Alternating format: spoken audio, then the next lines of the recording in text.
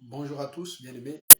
Je vous salue, Jésus, et je vous témoigne encore ma joie de vous retrouver dans le cadre de nos temps privilégiés de prière. Le Pamoto, prie avec moi pour toi. Que sa grâce souveraine et son amour vous soient encore renouvelés au moment où nous commençons ce temps de prière.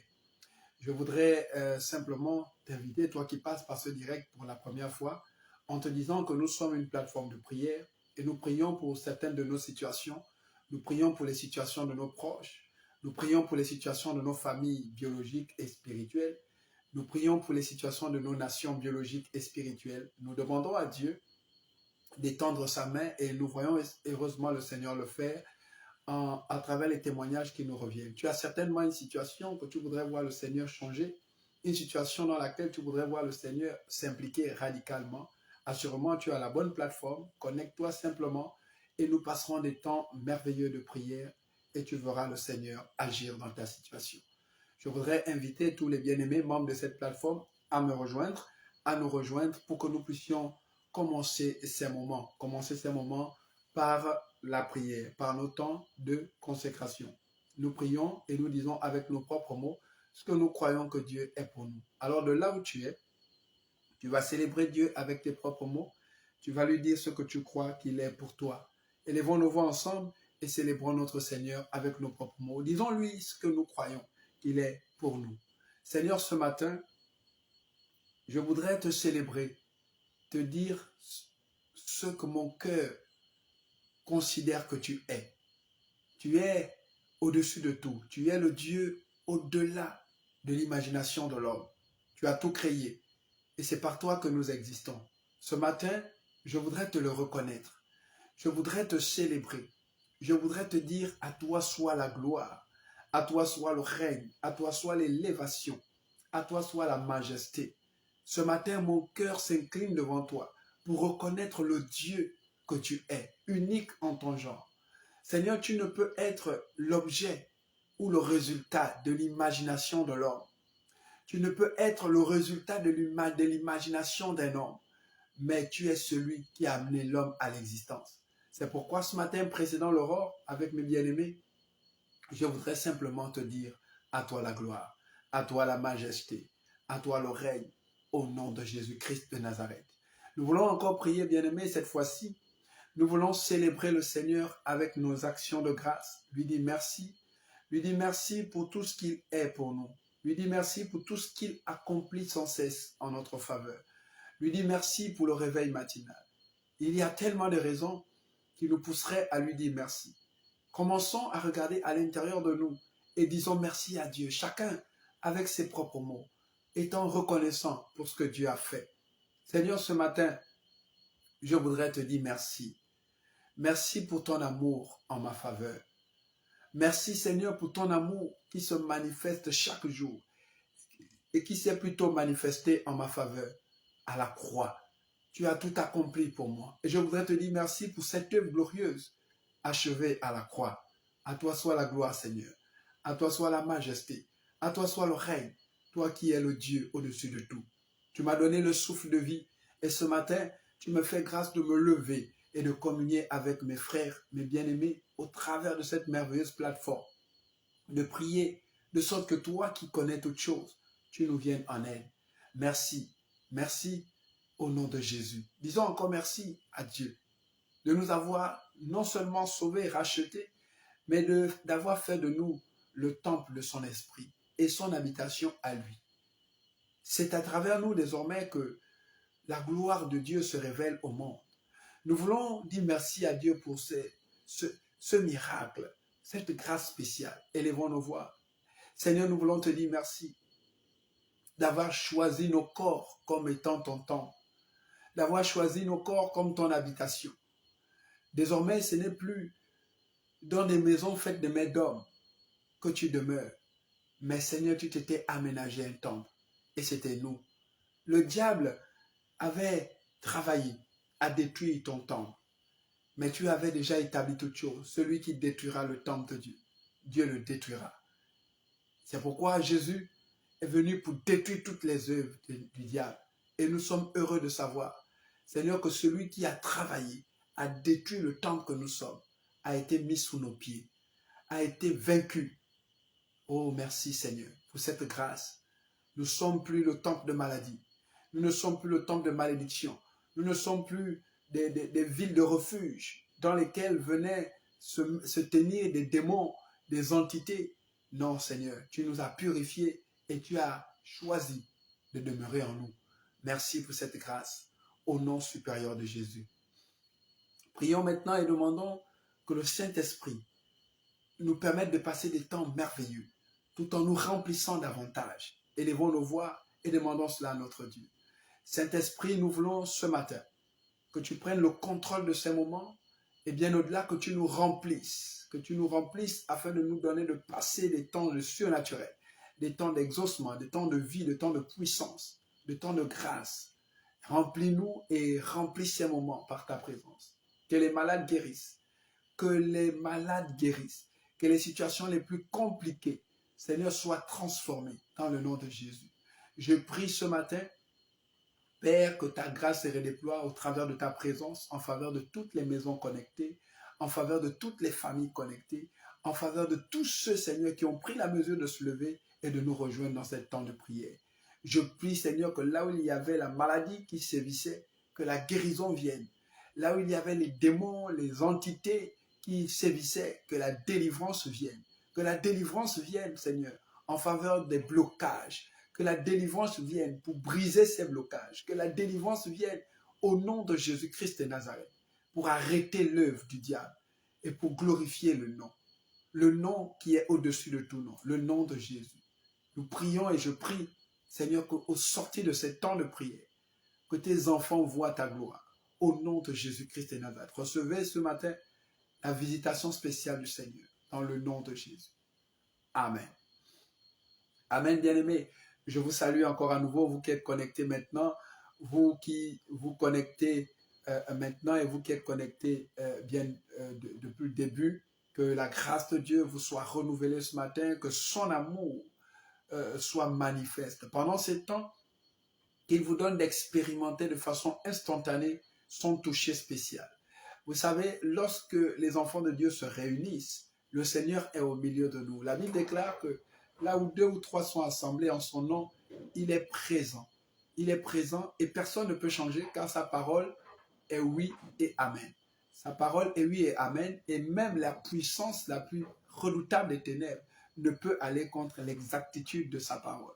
C'est pourquoi, sur la base de cette parole, nous savons que le Seigneur est au milieu de nous, opérant en notre faveur, selon ce que nous lui demandons.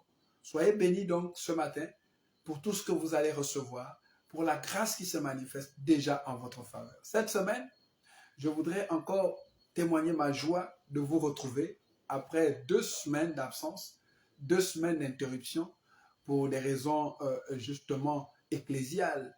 Il faut aller à gauche et à droite et je ne voulais pas être perturbé. J'ai voulu simplement qu'on fasse une pause et nous sommes de retour. Et par la grâce de Dieu, nous allons reprendre sans interruption. Et le Seigneur qui nous donne de reprendre, il nous permet de prier sur ce thème de la reprise justement. Et c'est reprends ce que tu as perdu. C'est le thème de notre semaine de prière. Reprends ce que tu as perdu. Reprends ce que tu as perdu. En effet, plusieurs enfants de Dieu ont perdu plusieurs choses. Et chaque jour, ils sont dans des situations qui se dégradent de façon instantanée. Et le Seigneur m'a dit, mon fils, amène l'Église, amène mes enfants à reprendre ce qu'ils ont perdu. Oh, j'aime bien cette instruction du Seigneur.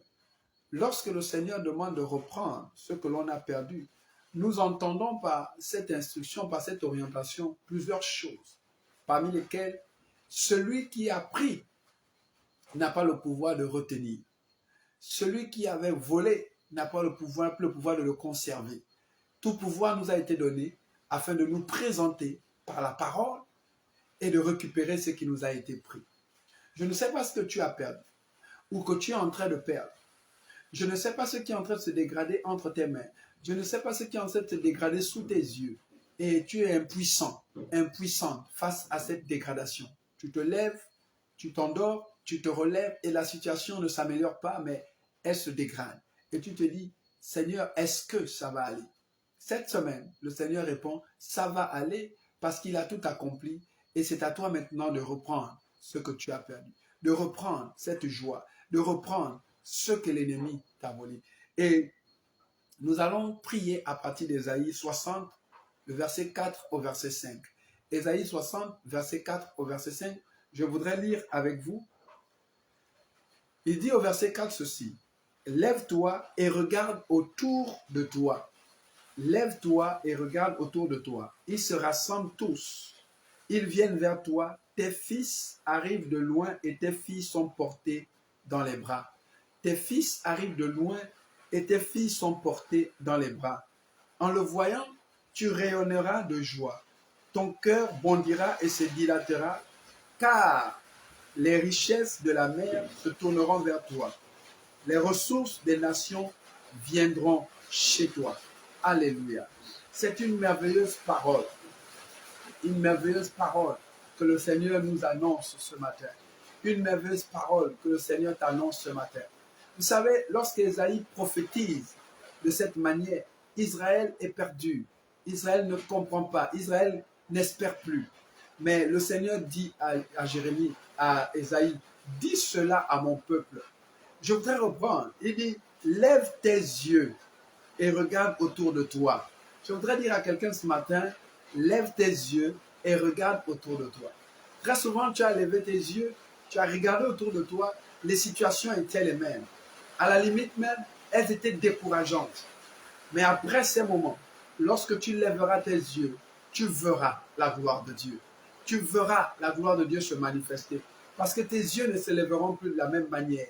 Tes yeux ne se lèveront plus motivés par une âme abattue. Mais tes yeux se lèveront déjà pour regarder autour de toi avec une âme renouvelée, restaurée, redynamisée, revivifiée. Et tu verras la gloire de Dieu. Notre Dieu est fidèle. Il dit, regarde ce que tu es censé voir. Regarde ce que tu es censé voir. Ils se rassemblent tous. Certainement, tu ne vois pas comment ce que tu as perdu est en train de se rassembler. En train de se rassembler. Comment les anges sont en train de rassembler tout ce que tu as perdu. Mais il dit, voici, ils sont en train de se rassembler. Ils se rassemblent pas pour rester loin de toi. Ils se rassemblent et ils viennent vers toi. Ils ont pris la mesure de revenir à toi. C'est comme tous les éléments qui se rapprochent de l'aimant. L'aimant étant positionné et tout vient attiré par l'aimant. Cette année, je suis en train de te dire, comme un aimant, tu vas attirer tout ce qui est à toi. Tout ce qui est à toi viendra se greffer instantanément à ta vie. Oh, l'aimant n'a pas besoin de bouger ça et là pour que tout le métal autour de lui vienne s'y coller. Il suffit qu'il se pose au bon endroit et tout le métal autour de lui vient s'y coller. Je suis en train de dire à quelqu'un, alors que tu lèves tes yeux et que tu regardes autour de toi par la foi, par les yeux de la foi, tu verras comment ces choses se rassemblent. Tu verras comment tout ce que tu as perdu, que l'on t'a volé depuis le ventre de ta mère, que tu connais, que tu ne connais pas, comment toutes ces choses se rassemblent et viennent vers toi. Il dit, tes fils arrivent de loin et tes filles sont portées dans les bras. Tes fils sont portés dans les bras. Qui les porte, bien-aimés? Les anges les portent pour te les ramener. Les anges te portent pour te les ramener. Tes filles, symbole de multiplication, symbole de fécondité, symbole d'abondance, symbole de célébration, viennent portées par les anges. Et le temps des lamentations est arrivé à son terme. Et il dit au verset 5, en voyant cela, tu rayonneras de joie. Peut-être que tu avais perdu la joie parce que tu ne voyais rien. Tu ne rayonnais plus. Quand les gens te regardent, tu es juste la même personne. Tu ne rayonnes plus. On te dit, fais un effort. Tu ne peux plus parce que tu es découragé. Il dit, ton cœur bondira et se dilatera. Ton cœur bondira et se dilatera. Oui, certainement le cœur avait perdu toute forme d'allégresse, toute forme de célébration. Tu ne savais plus, est-ce qu'il faut célébrer Dieu? Comment on célèbre Dieu? Comment on se tient dans la présence de Dieu? Vous savez, beaucoup de personnes viennent à l'église, mais ne savent plus se tenir dans la présence de Dieu. Parce que le cœur n'a plus cette capacité de bondir, cette capacité de rayonner. Le cœur n'a plus cette capacité. Pourquoi? Parce qu'il est, il est devenu rocailleux à cause des difficultés de la vie, à cause des agressions sociales, à cause des agressions professionnelles et économiques. Le cœur est devenu rocailleux. Mais la Bible dit, cette saison, ton cœur se dilatera. Ton cœur se dilatera. Il va passer de l'état de pierre, l'état d'insensibilité créé et causé par les situations de la vie, à un état d'homme, de femme, joyeux, joyeuse. Et bien-aimé, parce qu'il sera dilaté, il pourra à nouveau bondir de joie. Il pourra à nouveau savoir se tenir dans la présence de Dieu, savoir élever le nom du Seigneur. C'est le Seigneur qui te fait cette promesse. Et la promesse de l'Éternel s'accomplit toujours. Il dit, pourquoi ton cœur se dilatera? Pas parce que tu auras entendu ce que moi, le pasteur Yatis, je suis en train de te dire. Pas parce que tu auras assisté à un séminaire cette année. Pas parce que tu auras donné ton argent. Pas parce que tu auras payé une dîme. Pas parce que tu auras donné une action de grâce. Il dit non. Parce que lui, il a choisi de faire quelque chose avant que toi tu le fasses. Il a choisi de ramener à toi les richesses. Il a dit, car les richesses de la mer se tourneront vers toi. Les richesses de la mer se tourneront vers toi. Bien-aimé, dans la mer, il y a plusieurs richesses. Dans la mer, il y a plusieurs mystères. Dans la mer, il y a plusieurs grâces. Il dit, toutes ces choses se tourneront vers toi. Les ressources des nations viendront à toi. Toutes ces choses viendront à toi. Il n'y a rien que la terre détient que tu ne pourras pas obtenir. Je ne sais pas ce que tu cherches ou que tu avais déjà, mais que tu as perdu. Cette année, bien-aimé, cette année, le Seigneur dit, toutes ces choses reviendront à toi. Toutes ces choses reviendront à toi. Regarde simplement autour de toi et vois ces choses arriver. Vous savez, un jour, il appelle Abraham, alors qu'Abraham a fait une prière. Abraham dit à Dieu, Seigneur, je suis vieux maintenant et je suis en train d'aller à la mort. Et c'est Eliezer, mon serviteur, le fils de mon serviteur, qui va hériter de moi. Et Dieu dit à Abraham, Eliezer n'héritera pas de toi. Tu enfanteras. Et Sarah te donnera un enfant qui sera ton héritier. Ah, Seigneur, dit Abraham. On espère que cela va arriver. Parce que je suis maintenant vieux. Maintenant, je suis vieux. Et le Seigneur fait sortir Abraham de la maison. Il lui dit, sors un peu. Tu es trop dans la tente. Tu es trop sous les bâches. Sors un peu de dessous les bâches. Viens un peu. Bien-aimé, cette année, tu vas sortir de dessous les bâches. Il a dit, sors. Abraham est sorti de dessous les bâches. Et Dieu lui a dit, regarde, lève les yeux. Qu'est-ce que tu vois? Abraham a levé les yeux. Il dit, je vois les étoiles et les lunes. Dieu dit, en effet, voici, telle sera ta descendance. Telle sera ta descendance. Tu auras une si grande descendance. Une si grande descendance qu'on ne pourra la compter. Aussi grande que le sable de la mer. Bien-aimé, Dieu va avoir cet entretien avec Abraham. Après lui avoir demandé de sortir de sa tente. De sortir de cet endroit où ses yeux ne peuvent pas voir. Très souvent, nous sommes dans des tentes. Très souvent, nous sommes assis dans des endroits qui ne nous permettent pas de voir la gloire de Dieu. Très souvent, nous sommes dans des lieux qui ne nous permettent pas de voir la gloire de Dieu. Et ces lieux-là nous ont tellement convaincus que tout ce qui existe, c'est ce qu'il y a à l'intérieur. Tout ce qui existe, c'est tout ce que nous avons pu obtenir jusqu'ici. Non, bien-aimé, il y a bien au-delà de ce que tu as obtenu jusqu'ici. Il y a bien au-delà de ce que tu n'as même pas. Bien-aimé, Dieu a choisi de te le donner. Remarquez, bien-aimé, il y a des situations que vous avez commencé à expérimenter et qui du coup sont passées de la bénédiction d'une situation, d'un état de bénédiction à un état de malédiction. Tu te dis, mais comment les choses peuvent changer de façon radicale et rapidement comme ça entre mes mains? Hier, j'étais en joie et du jour au lendemain, je passe de la joie aux lamentations. Je passe de la joie aux pleurs. Mais c'est quelle vie ça que je suis venu vivre sur cette terre? Les choses se dégradent. Un peu de joie, plusieurs temps de tristesse. C'est quelle vie, Seigneur? Jusqu'à quand ça va continuer? Le Seigneur dit, ça ne continuera plus. Sors de la tente et lève les yeux. Vois comment les nations se rassemblent. Parce que la bénédiction vient à toi. La bénédiction est là devant la porte de ta vie. Et maintenant, tu la saisiras cette année. Et personne ne t'empêchera de la saisir. Aujourd'hui, bien-aimé, j'ai envie de dire à quelqu'un, lorsqu'Ésaïe va annoncer cette prophétie, Israël est perdu, Israël est malmené, Israël est confus. Israël est confus entre les rois qui ne craignent pas Dieu et le peuple qui se détourne de Dieu. Entre ceux qui prient le Seigneur, mais qui ne voient rien se produire. Israël est perdu. Ésaïe vient dire, lève les yeux et regarde. Regarde comment les nations se rassemblent. Les sacrificateurs, les scribes, les docteurs de la loi, toutes ces personnes observent et écoutent ce qu'Ésaïe dit. Mais ils disent, mais ce jeune homme, qu'est-ce qu'il nous raconte? Rien ne va ici. On est abandonné. Notre Dieu nous a tourné le dos. Comment il peut nous dire de voir les nations se rassembler? Bien-aimé, Ésaïe parlait. Ésaïe voyait ce qu'il disait. Je suis en train de dire à quelqu'un, je vois des choses se passer dans ta vie que toi-même tu ne peux pas encore voir. Par la grâce que Dieu a mis sur ma vie. Est-ce que je vois, comme Ésaïe a vu, il a dit, et la chose s'est accomplie. Je suis en train de dire ce que je vois et que je te dis s'accomplira dans ta vie. Personne ne continuera de te mépriser aussi longtemps. Parce que ton année de moisson a sonné. L'année de récupération a sonné. Ce qui était à toi et que les hommes ont pris pour prospérer à ta place, le Seigneur va le leur arracher pour restituer cela dans ta vie.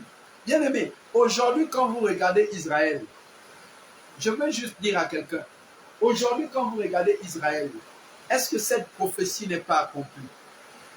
Cette prophétie est accomplie. Les nations se rassemblent pour aller en Israël. Tous les jours, les avions sont affrétés pour aller faire des pèlerinages en Israël. Les richesses sont amenées en Israël. Tous les jours, celui qui n'est pas encore allé en Israël, c'est comme s'il n'avait rien fait dans sa vie.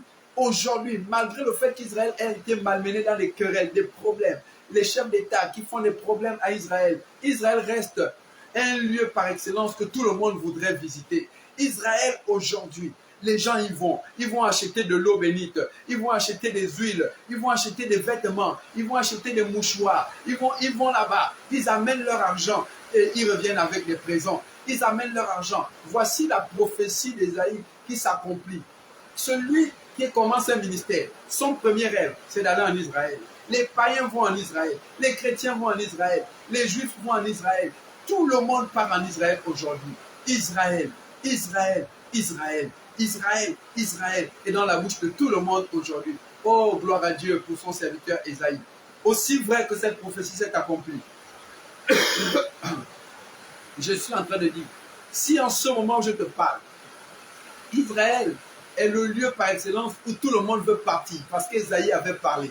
Je suis en train de dire, tu es la personne par excellence que tout le monde voudra bénir cette année. Oh, tu n'as pas entendu ce que je suis en train de te dire. Tu es la personne par excellence, que tout le monde veut bénir cette année. Et tu seras béni le matin, tu seras béni le soir, tu seras béni alors que tu es dans ta maison, tu seras béni alors que tu es en dehors de ta maison. Parce que Dieu qui parle, il parle une seule fois. Bien-aimé, je ne sais pas ce que tu as perdu, mais ce n'est pas pour longtemps. La situation ne restera plus comme ça. Tu sais, et nous allons prier à partir de ce cas. Il y avait une femme qu'on appelait la veuve de la communauté des prophètes. Nous sommes dans le livre de 2 Rois, chapitre 4. 2 Rois, chapitre 4, la Bible nous parle de cette femme. Il est dit qu'elle était la femme d'un prophète et son mari est décédé. Son mari est décédé et cette femme a commencé à prier. Le malheur a frappé sa maison. Elle a commencé à prier, Seigneur, mais ton serviteur est parti. Et je suis resté avec mes enfants. Cependant, ton serviteur nous a laissés endettés. Et celui qui nous a prêté de l'argent, il viendra pour venir prendre mes enfants. Le seul élément que j'ai dans ma vie qui me permet encore d'espérer au lendemain sera emporté demain. Aide-moi, ô Seigneur. Dieu a entendu la prière de cette femme. Et vous savez comment Dieu a répondu? Il a envoyé son serviteur, Élisée. La Bible dit que Élisée passait par là et cette femme est descendue après avoir entendu que Élisée est passé par là. Bien-aimé, j'ai envie de dire à quelqu'un ce matin, lorsque tu prieras, le Seigneur te répondra à travers un de ses serviteurs. Dieu a disposé sur la terre des personnes avec toutes les actions possibles à mener pour que les autres personnes, les autres hommes sortent des misères. Quand on prie le Seigneur pour nous sortir d'une situation, Dieu répond en inspirant un de ses oints sur la terre pour opérer en notre faveur. Il n'y a pas de réponses qui tomberont comme la manne. Le problème, c'est qu'aujourd'hui, les gens ont été enseignés à mépriser les hommes de Dieu. Les gens ont été éduqués à prendre les hommes de Dieu comme des rivaux, des adversaires. Et ce qui a amené les chrétiens à ne plus expérimenter le miracle au quotidien. Oh, le diable a réussi sa mission. Mais je suis en train de dire à quelqu'un, ce n'est pas parce qu'une mission est réussie que forcément les personnes qui ont été capturées seront décapitées. On peut avoir envoyé un contingent pour venir attraper des personnes. Mais ce n'est que le contingent a réussi sa mission. Les gens ont été attrapés. Mais ce que celui qui a envoyé veut faire, il ne le fera pas. Je suis en train de dire, ils ont envoyé des sorciers pour te neutraliser. Certainement, les sorciers ont réussi à te neutraliser. Mais le désir de ces personnes de te détruire définitivement ne s'accomplira jamais. Parce que Dieu ne permettra pas. Vous savez, ils ont jeté Daniel dans la fosse aux lions. L'objectif, c'était que Daniel meure. Mais bien aimé, Daniel a été jeté dans la fosse aux lions. Mais Daniel n'est pas mort. Je suis en train de dire à quelqu'un, ils peuvent faire ce qu'ils veulent, mais leur objectif final ne s'accomplira jamais. Aussi vrai que tu as entendu cette parole. Le diable a travaillé à amener les enfants de Dieu à mépriser les serviteurs de Dieu. Pourquoi le diable a fait ça? Il l'a fait parce qu'il sait que Dieu n'agit pas sur la terre sans passer par ses serviteurs. Je suis en train de vous le dire. Le diable sait que Dieu n'agit pas sur la terre sans passer par ses serviteurs. Abraham l'a dit, Jésus lui-même qui le dit dans ses prédications. Il dit, lorsqu'il parle du riche et du pauvre Lazare, quand le riche demande à Abraham d'envoyer Lazare, Abraham répond, tes frères ont Moïse et les prophètes là-bas, qu'ils écoutent. Il n'y a personne d'autre à envoyer, que ce soit du ciel ou du séjour des morts, pour aller parler à tes frères. Que tes frères écoutent Moïse, c'est-à-dire la loi, et les prophètes, et ils vivront. Bien-aimés, le diable sait ça. Et aujourd'hui, c'est dommage. Quand vous écoutez comment les gens parlent au pasteur, c'est vrai, il y a maintenant un mélange. Mais bien-aimé, tu ne vas pas te priver de ta grâce parce qu'il y a maintenant les faux pasteurs. Non, non, non, non, non, non, non. Laisse les faux entre eux. La Bible dit, à moi l'ivraie, à vous le blé. Vous écoutez comment les gens parlent aux hommes de Dieu, ils parlent, ils parlent, ils parlent, ils parlent, ils parlent. Comment vas-tu récupérer ce que tu as perdu si ceux qui sont loin pour te conduire à les récupérer, tu n'as pas avec eux des bons rapports? Ça ne peut pas. Ça ne peut pas, bien-aimé. Cette femme avait perdu son mari, prophète, loin, redoutablement. Il est mort, mais il a laissé sa famille endettée. Les gens se disent, moi, je n'ai pas besoin de... Comme mon mari est grand pasteur, les autres pasteurs, là, je m'en fous de... Vous voyez des femmes des pasteurs qui manquent de respect aux autres pasteurs. Ah, maman, tu ne connais pas le lendemain. Tu ne connais pas le lendemain. Oh, mon mari est grand prophète, on manque de respect maintenant aux fidèles. On manque de respect aux anciens, on manque de respect aux diacres. Ah, c'est comment? À cause de ton mari. Mon mari est ministre, mon mari est machin. Parce que mon mari, parce que ma femme, parce que mon oncle, parce que mon père a une position. On manque de respect aux gens. Non, non, non, bien aimé. Si on vit comme ça, il n'y aura rien. Remarquez le test par lequel Dieu va faire passer cette femme. Son mari est mort, mais il les a laissés endettés. Ces enfants-là, leur père était un redoutable prophète, mais ils sont restés endettés. Et eux, ils vont aller en esclavage pour rembourser les dettes de leur père.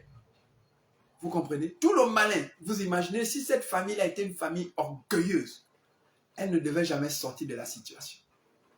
Quand cette femme a prié, Dieu a dit très bien, la délivrance de ta famille vis-à-vis de cette situation dépend du relationnel que tu as et que tu as entretenu avec ton voisinage. Alors Dieu va envoyer Élisée et cette femme va aller à la rencontre d'Élisée. Elle va expliquer ce que je vous explique là. Et Élisée va lui dire, qu'est-ce que tu as? Elle dit, je n'ai rien, juste un peu d'huile. Élisée va dire, très bien. Moi, je vais prier par un ordre que cette huile se multiplie. Que cette huile coule sans s'arrêter. C'est tout ce que je peux faire pour toi. Que l'huile ne s'arrête pas de couler. Mais toi, ce que tu as à faire, c'est d'avoir les récipients. Va demander à tout ton voisinage les récipients. Vous imaginez le test? Imaginez que cette femme était hautaine. Elle était imbue de sa personne. Elle était sauvage. Elle n'avait aucune relation avec les gens.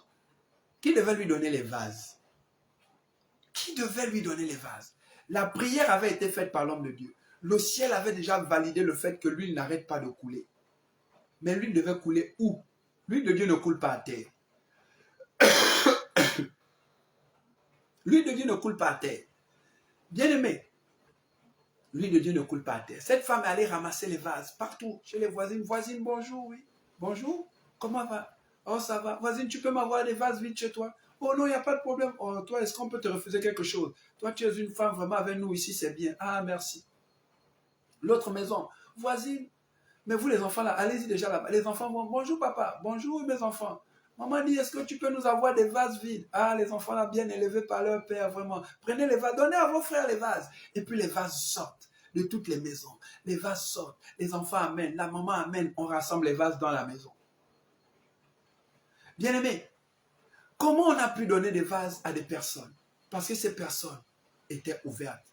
Bonne relation avec le voisinage. Bien-aimé, dans le miracle, dans la récupération de ce qu'on perd, Dieu fait sa part, toi tu fais ta part. C'est pourquoi il dit lève les yeux et regarde. Lève les yeux et regarde. Quand cette femme est rentrée, elle a commencé à verser de l'huile. Commencé à verser de l'huile. Et l'huile coulait, coulait, coulait, coulait, coulait. Au moment où elle demande un autre vase, l'enfant dit, maman, il n'y a plus de vase. Et la Bible dit, l'huile s'arrêta de couler. Je vous ai dit, l'huile de Dieu ne tombe pas à terre. Non, Dieu ne fait pas le gaspillage. Quand Jésus a multiplié les pains, il a dit ramasser le reste. Dieu ne fait pas le gaspillage. Bien aimé, si nous n'avons pas de bonne disposition, nous pouvons demander, nous pouvons nous battre pour récupérer. Nous n'allons pas récupérer parce que l'huile de Dieu ne tombe pas à terre. Il faut que l'huile de Dieu tombe sur une vie qui sait ce qu'elle veut.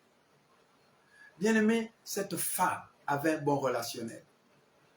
Cette femme avait un bon relationnel.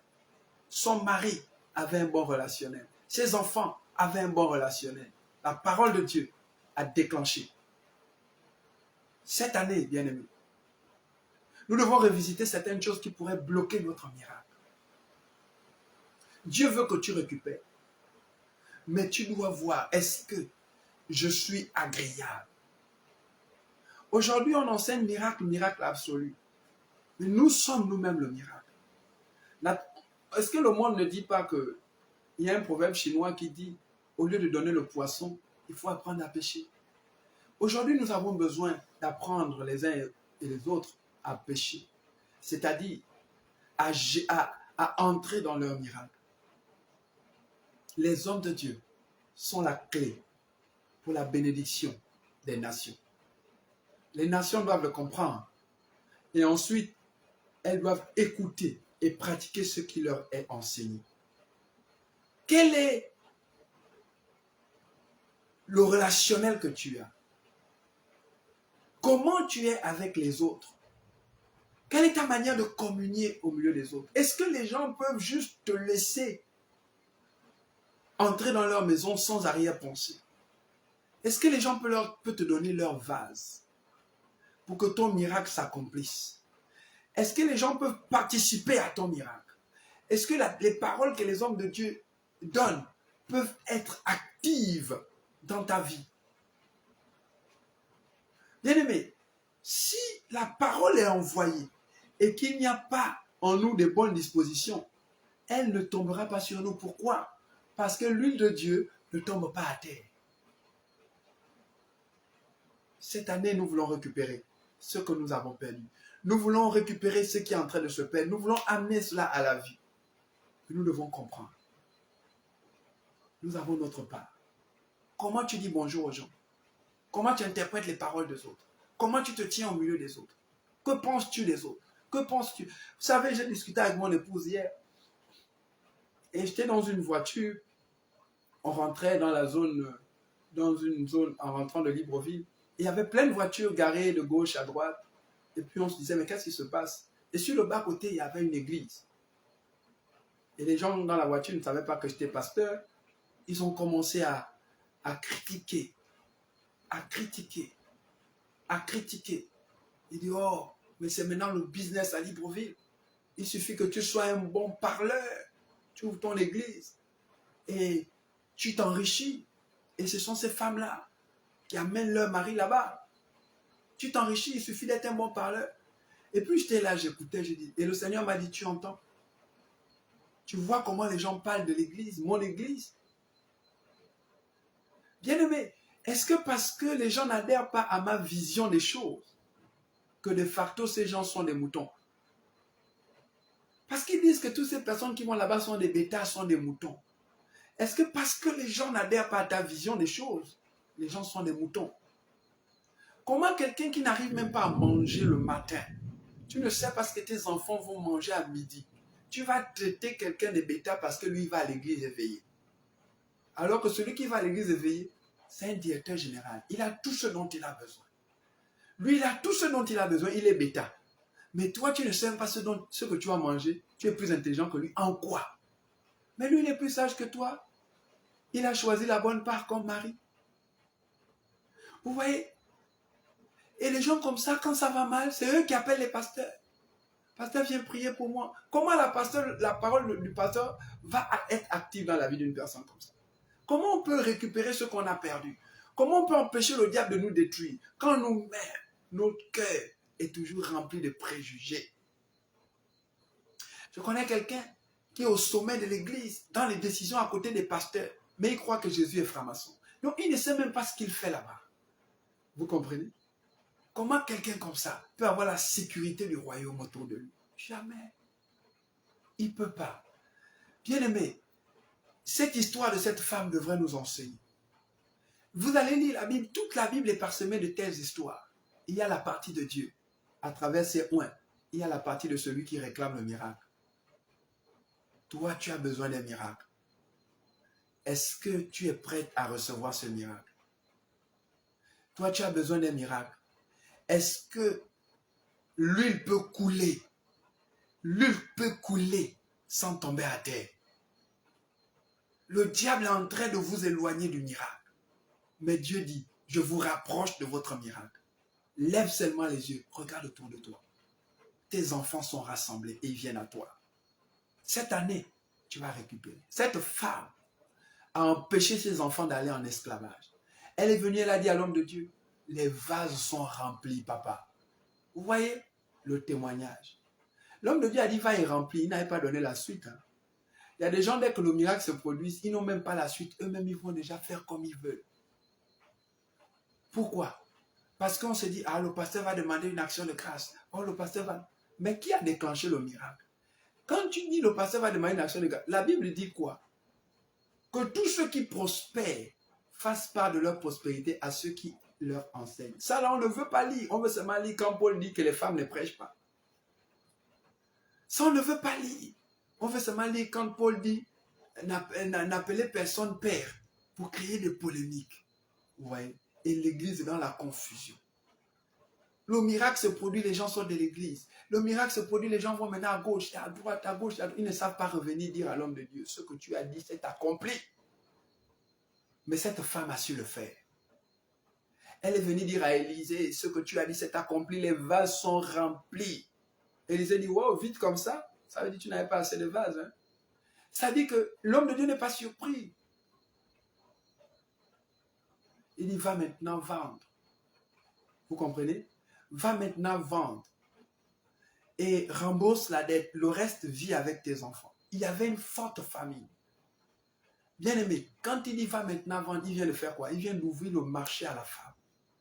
Il vient de disposer des clients pour la femme. Elle serait partie vendre, elle ne devait jamais trouver des clients. Ce n'est pas son huile, c'est l'huile de Dieu qui lui a été accordée par le serviteur. C'est au serviteur de lui disposer des clients. Il y a des gens qui ne comprennent pas pourquoi les affaires ne marchent pas. Tu es venu, première étape, on a prophétisé, tu as eu quelque chose. Maintenant, tu pars seul.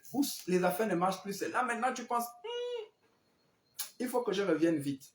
Allez voir l'homme de Dieu. Mais les actions se passent de façon instantanée. Cette femme a compris. Elle est allée, elle a trouvé les clients, elle a vendu, elle a remboursé la dette, elle a gardé le reste, elle a partagé avec ses enfants. Elle a mangé avec ses enfants. La famille n'a pas frappé sa maison. Ses enfants ne sont pas allés en esclavage. Elle a empêché. Elle a repris ce qui est à elle. Elle a repris ce qui était en train de lui être volé. Elle a repris ce que le monde lui réclamait déjà. Le monde lui réclamait déjà ses enfants. Elle a empêché cela de partir. Cette année, tu vas empêcher que le diable te prenne ta vie, que le diable te prenne ton foyer, que le diable te prenne tes enfants, que le diable te prenne ta femme, que le diable te prenne ton époux, que le diable te prenne ton travail. Tout endroit où la réclamation commence à se faire ressentir, tu dois te lever pour dire, Seigneur, ça n'arrivera pas. Je prends la décision cette année de récupérer ce qui est à moi, par la prière, par l'obéissance à la parole de Dieu. Et je prie maintenant, lève ta main droite, ta main d'autorité. Si tu es droitier, c'est ta main d'autorité. Si tu es gaucher, c'est ta main d'autorité. Lève ta main d'autorité et dis avec moi, dans le nom de Jésus, je lève ma main d'autorité contre tout obstacle placé dans mon âme par des faux enseignements qui m'écartent et m'éloignent de la bénédiction et du miracle. Et je déclare cette année, je rentre dans mon miracle. Je reprends ce qui m'a été volé. Je reprends ma joie.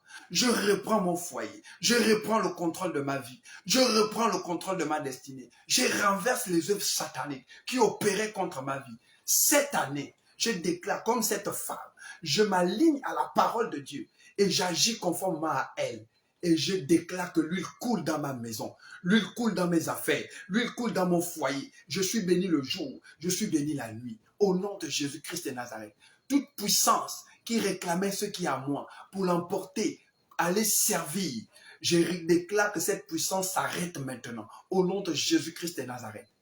Oh Dieu, s'il y avait en moi des dispositions qui m'éloignaient et qui m'amenaient à avoir un mauvais relationnel, qui faisait que les gens me détestent, s'il y avait en moi des attitudes qui ont été greffées depuis le ventre de ma mère à travers mon sang, de sorte que je répercute un mauvais relationnel autour de moi, je viens par ton sang détruire cela. Apprends-moi à vivre une véritable communion fraternelle. Apprends-moi à vivre une véritable communion fraternelle. Apprends-moi à développer un véritable relationnel au nom de Jésus-Christ de Nazareth.